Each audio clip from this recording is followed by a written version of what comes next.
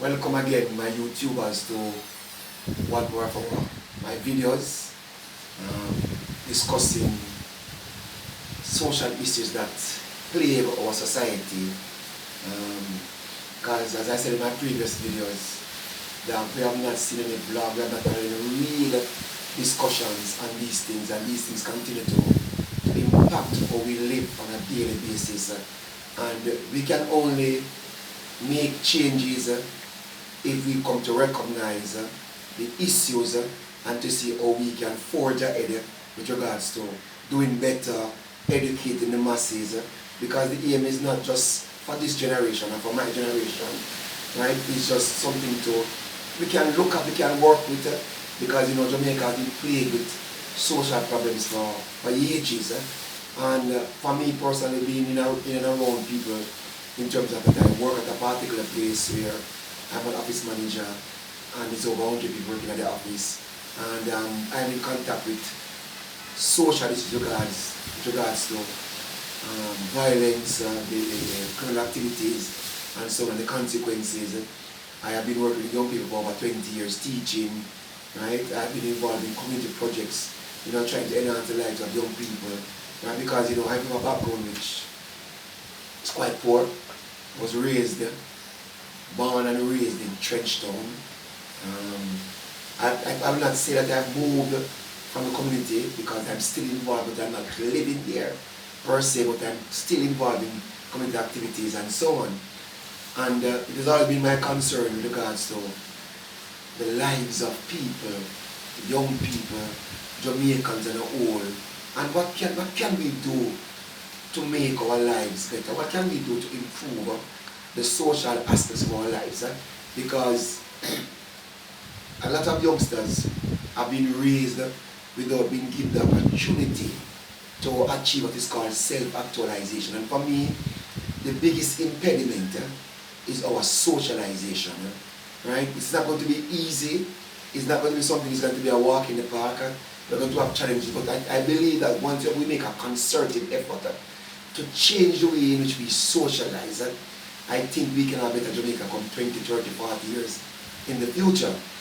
Right? So I'm just trying to play my part in terms of outlining my opinion, and in terms of, and whatever I'm trying to bring out is based on what is observed, logical, and there's no untruth. Right? Sometime by the end of this year, hopefully I'm going to have a book out, not about social issues, but a particular aspect of social life that has caused us to lose a lot of people in terms of their lives being lost, their achievements not being, their dreams not being achieved, all of those things.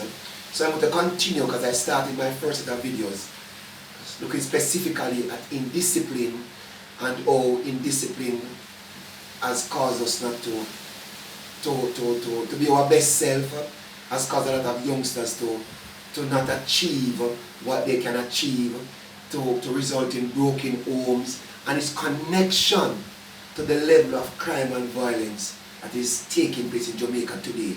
I do not need to spell out the level of crime and violence in Jamaica, because every single individual, right, knows what is happening, right? But I believe that to solve a problem, there is no easy fix when it comes to crime and violence. And to solve any problem, you can't paper over the cracks.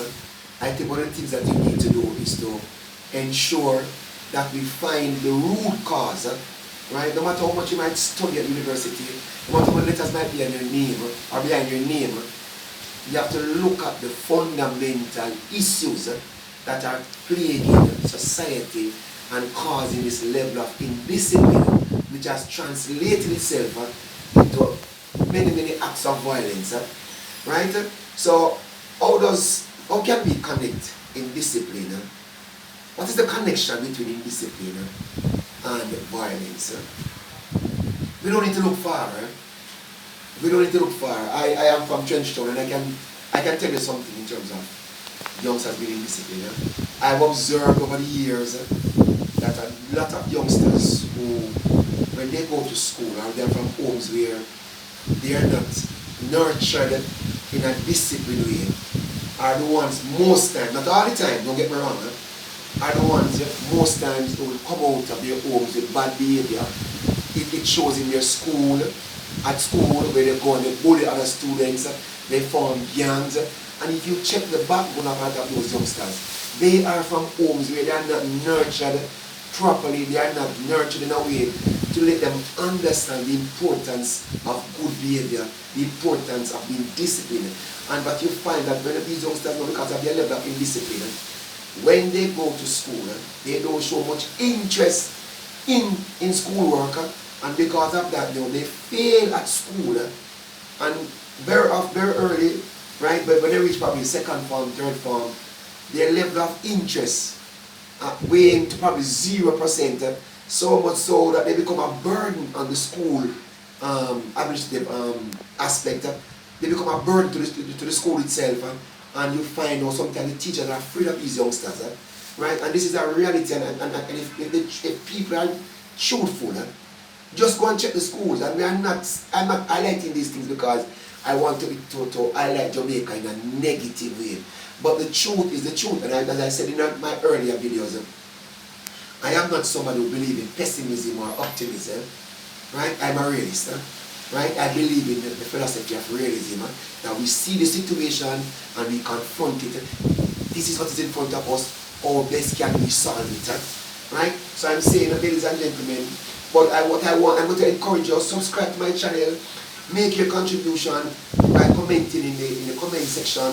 Because, and whenever I say I might be going wrong, don't be afraid. In a respectful way, you can say it to me in the comment section, right? And I'm going to later on try to see if I can spice up the videos a little bit more in terms of stimulating your interest, right? At the end of each video, I'm going to tell you probably the next topic we're going to discuss and so on. So you, and probably when these videos are going to be random though, I will not tell you that, okay, come next week morning to upload a new video, because I'm involved in a number of things. I teach, I work, I have children to look after, right? Because I believe that I should play a role in the lives of my children, right?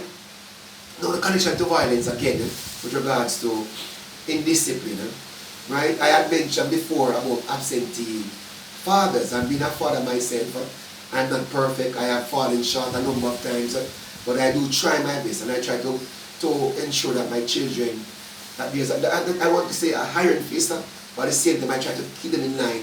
Sometimes I have to give them tough love. So when the mothers alone are left to look after these kids, and they have to work outside of their homes to provide for the basic needs of these children, what you find that these children are left to wonder, especially when they come from school and there's nobody around to keep them in line.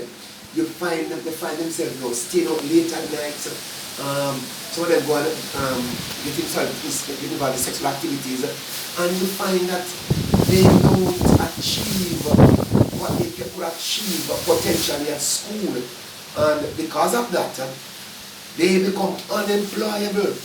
And becoming unemployable now, what do they resort to? They resort to criminal activities.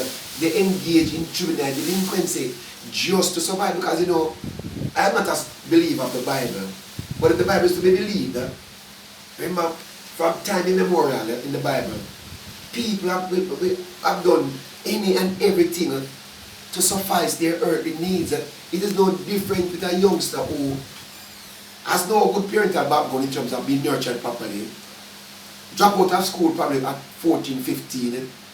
What is he going to result in terms of getting proper employment so that he can live at a certain level in terms of his life? The obvious way out is crime. The obvious way out, ladies and gentlemen, they have to turn to a life of crime. So how can we now look at those scenarios to see how best we can stop that? We might not alleviate it 100%, but over time we can reduce the number of youngsters who are coming out of our broken homes, coming out of the ghetto, coming out of homes where they are not nurtured to be achieved, to be achievement oriented. How are we going to stop that? So we need to ask ourselves these kind of questions, right? We need to ask ourselves these kind of questions. And the truth is, with all the good intention of our families, government, our schools, if we don't attack the problem from in the home, in terms of And I'm not putting everything on the home, don't get me wrong. But your first socialization starts at home. Right? And a number of times, a vast number of times, you'll find how we are socialized. We carry the same behavior at school. And what happens? Sometimes we know our bad behavior, right? Our indisciplined behavior. We know influence other youngsters who have been raised well enough. Because they might be afraid of the ones who are bad or the ones who are disciplined.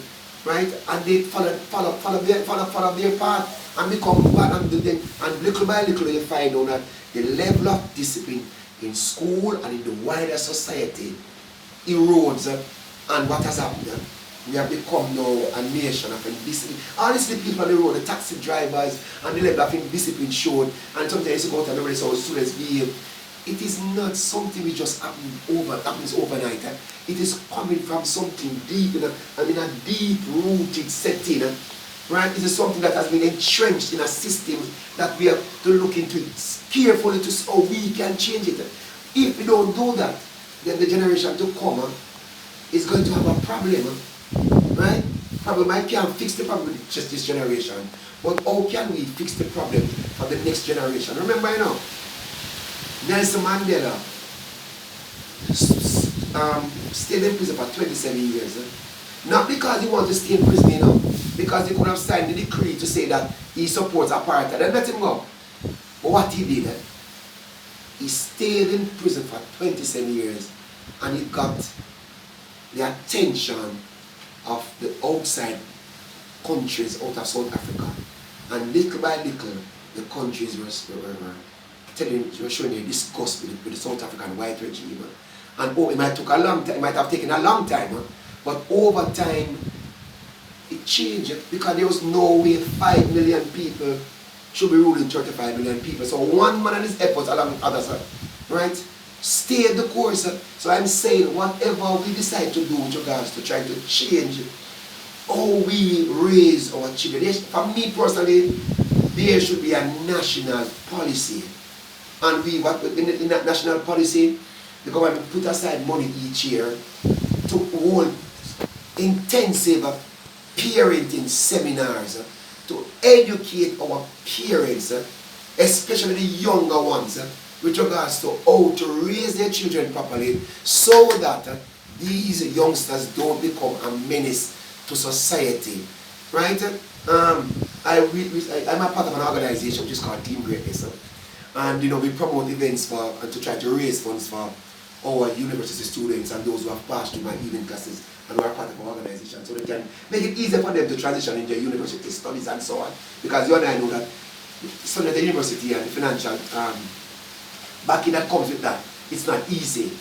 And I went to a party sometime last year to promote our event, and a particular entertainer, because I'm not going to get into the name calling in my videos, was on the stage and he sang his popular song. And when he came up the stage, there were 25 youth walking behind him, and every single youth was walking and holding up their pants waist. How can that be good for our society? Right? And next thing I want to point out to, in terms of the discipline and its connection to violence. Very often we know that males are raised for the most part in our country, in a masculine environment, and it puts a little bit of pressure on us as males. Even myself when I was growing up, that when I go out there, I can't behave too soft amongst my friends and my school friends. So I have to show this degree of toughness. And what you find a lot of youngsters who are misguided, in show that degree of toughness, turn to doing a lot of violent things, engage in certain acts which are not becoming of a youngster, and they become criminals. Sometimes the youngsters, because they are not nurtured properly and to understand that X is not good and Y is better, they can't differentiate between them, and they end up having a confused mind, having a confused mentality. They tend to end up now choosing the wrong path, right? And you find out there's a hand with them now and the police at an early age, right? And last before I continue with this, before I continue, I take a break. I'm not going to stay here and blame the police in terms of helping to create a number of youngsters becoming criminals.